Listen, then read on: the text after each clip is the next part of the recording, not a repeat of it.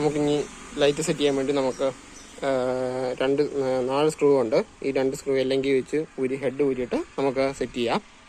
ഇത് സെറ്റ് ചെയ്തിട്ട് ഇതുപോലെ എല്ലെങ്കിൽ ഇട്ടിട്ട് ആൻറ്റി ക്ലോക്ക് വൈസിൽ തിരിച്ച് ഓരോന്ന് കൊടുക്കണം. അങ്ങനെ ഇതിന് 4 സ്ക്രൂ ഉണ്ട്. ഇവിടുത്തെ 2 സ്ക്രൂ 4 ഊരി കഴിയുമ്പോൾ ഇതങ്ങോട്ട് ഊരിയെടുക്കാം. നമുക്ക് ഇത് ഊരിയെടുത്തിട്ട് കാണിച്ചു തരാം.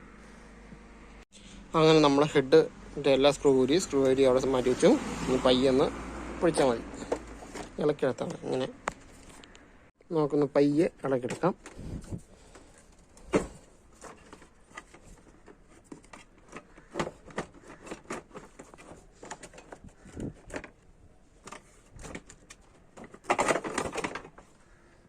ഇത്രയേ ഉള്ളൂ. ഇത് ഊരിയിട്ട് നമുക്ക് ലൈറ്റിൻ്റെ ഭാഗം കാണിച്ചു തരാം.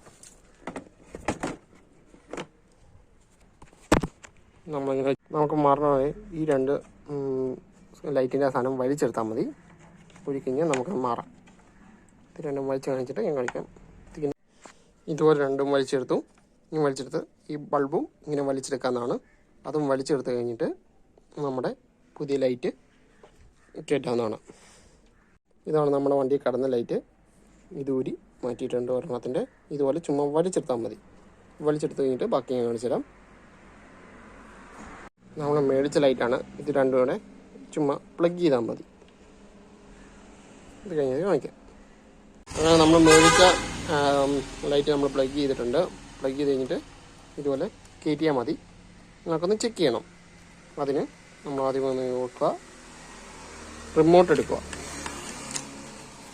ഈ റിമോട്ടിന് കൊടുക്കണം. ഇത് വലിച്ചു കളയണം. ഇത് മറ്റേ ബാറ്ററി പോകാതിരിക്കാൻ വേണ്ടി, ചാർജ് ഇറങ്ങി പോകാതിരിക്കാൻ വേണ്ടി ഊരി കളയണം. നമുക്ക് ഈ ഓണാക്കാം. അങ്ങനെ നമ്മൾ വണ്ടി സ്റ്റാർട്ടാക്കിയിട്ടുണ്ട്.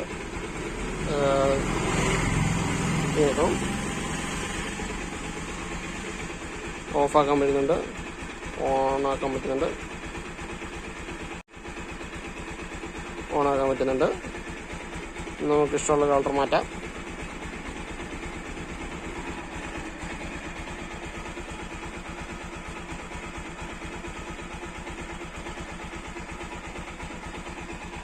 കണ്ടോ, നമുക്ക് ഇഷ്ടമുള്ള ഓൾട്ടറാക്കാൻ പറ്റുന്നു. ഇനി നമുക്ക് ഇത് തിരിച്ച് കയറ്റി വെക്കണം. ഇത് കയറ്റാൻ എളുപ്പമാണ്. സിമ്പിൾ ഊരി പോലെ തന്നെ തട്ട് അകത്തേക്ക് കയറ്റി വെച്ചാൽ മതി. ഇത് തള്ളി വെച്ചാൽ മതി. അത്രേ ഉള്ളൂ പരിപാടി.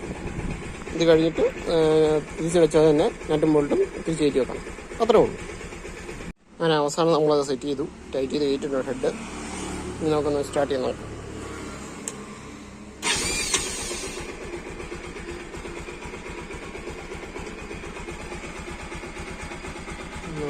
ചുമരിട്ടാക്കാം.